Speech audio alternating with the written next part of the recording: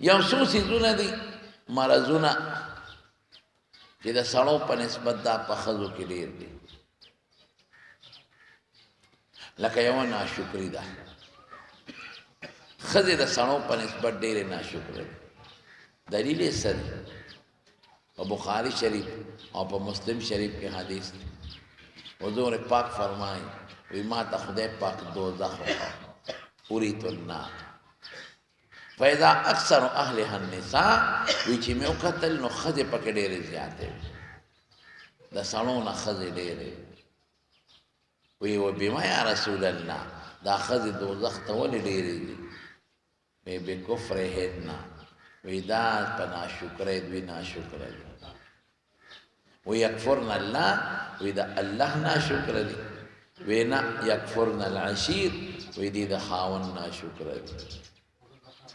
او بیا حضور پاک مثال ورکوي د هغې ښځو چې څوارلس سوه کاله مخکې تېرې شوي د اوسنۍ نه هغه یاد که د اوسنۍ لیدې وي نو چې څه به یې فرمایي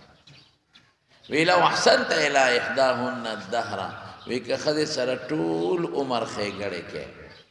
لکه دا سړی وله جامې راوړي ډوډۍ وله راوړي بیزار وله راوړي کور یې وله جوړ کړي بنګله موټر یې وله نشتي میوې خوراکونه وله راوړي بیزار راوړي حضور پاک فرمایي لو احسنت الی احداهن الدهر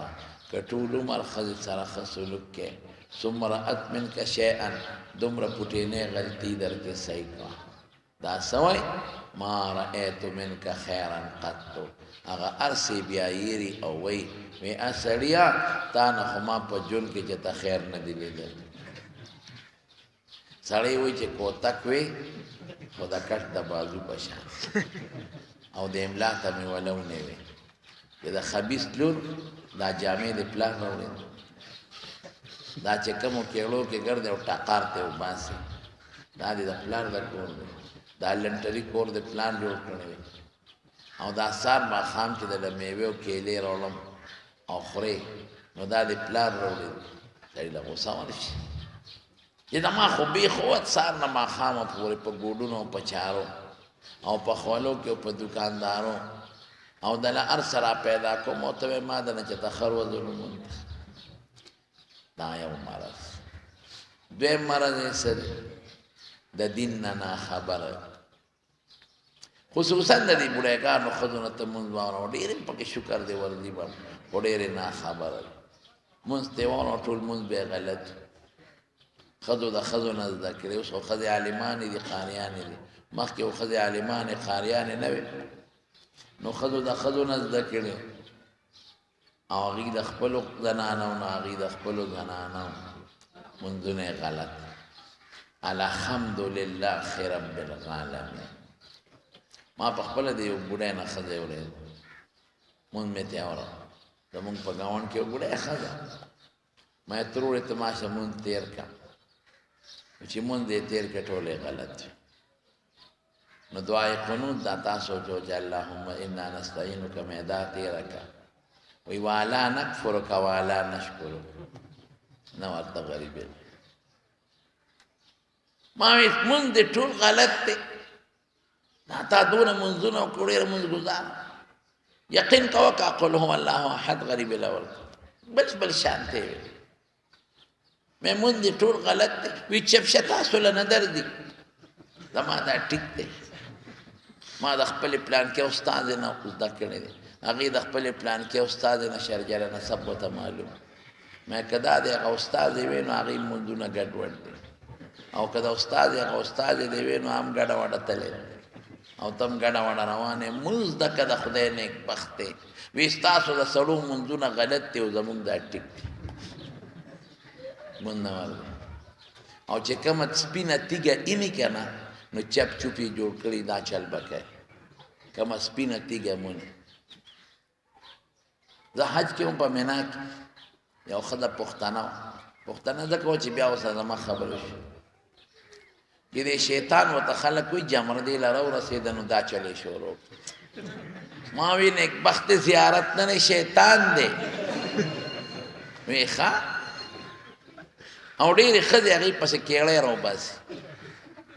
او کنځل هم ورته وکړي دا د دین ناپوهتیا ده او په دې دینی مسلو کې غریبانان ډېر نه پوهې دا کومې ښځې چې ماشوم شي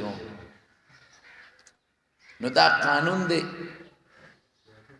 چې دا به مونږ نه کوي څونه موده به نه کوي چې تر څو یې بیماري را روانه وي او چې کله یې بیماري مستقله بنده شو نو خپل مونځ به شروع کړي دا څلوېښت ورځې د دې اکثره موده ده دا اقله نه ده که څلوېښت ورځو ته یې بیماري ورسېده او بیا هم دا پاکه نه شوه نو په څلوېښتمه د لامبي اګر که پاکه نه او خپل مونځ دې شروع کړي نور که په شلمه پاکه شوه په پنځویشتمه پاکه شوه په دېرشمه دا به غسل کوي او خپل مونځ به شروع کړي زمونږ ښځه که په شلمه هم پاکوي که نه دا زنانه تاسو ګوره او که په پنځویشتمه نو دا لامبي نه دا هم حقه څلوېښتو ته انتظار کوي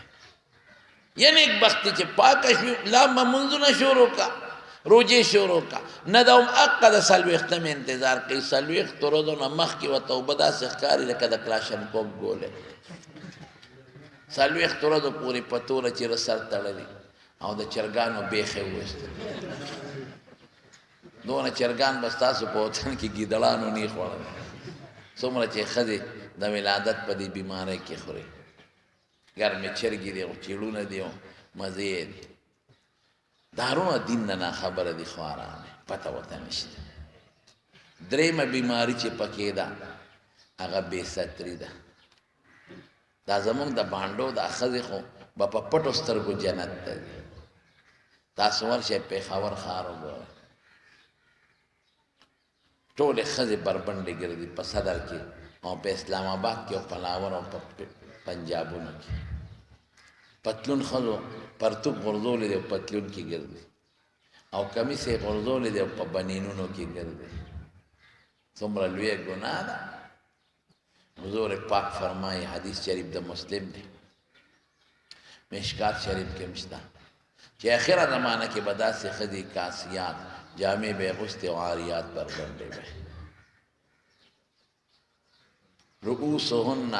کاسنمة البحر عربو کې یو قسم مخان دي د هغې دا قبان داسې راتاو دي وی سرونه چې په لار ځي داسې ده چې چال به کوي او سر به داسې تاوی مائلات ممیلات سړو ته به ځان مایل کوي او سړي به ځان ته رامایل کوي رسول الله صلی الله علیه وسلم فرمایي په دې ښځو د جنت خوشبویي حرامه ده هغې ښځو به دا به څنګه ښځې چې جامې اغوستې او بربنډی د دې زمانې دا د جارجټ او د سیپون جامې او لوپټې دې نه وي لیدلی بې ستري ډېره زیاته شوه او د مسلمانانو ښځو کې کافران خو پرېږده بیا بله بیماري ده نو د الله فضل دی د جنکو د مدرسو دا فایدې راووتې چې ډېرو جنکو قرآن یاد کا حافظانې شوې ډېرې جنکې عالمانې شوې او ډېرو جنکو ستر شروع کړو پردې شروع کړه برقې یې په سر کړې دا د دې مدرسو د مارونو برکات دي څنګه چې سړي ته دا ضرورت دی چې زه علم زده کړم زمانو دقسې ښځو ته ضرورت دی په سړي مونځ فرض دی په ښځه هم فرض په سړي روژه فرض په ښځه هم فرض په سړي چې مالداري حج او زکات فرض چې ښځه هم مالداري حج او زکات پې فرض سړی به هم د ګناهونو نه ځان ساتي او ښځه به هم ساتي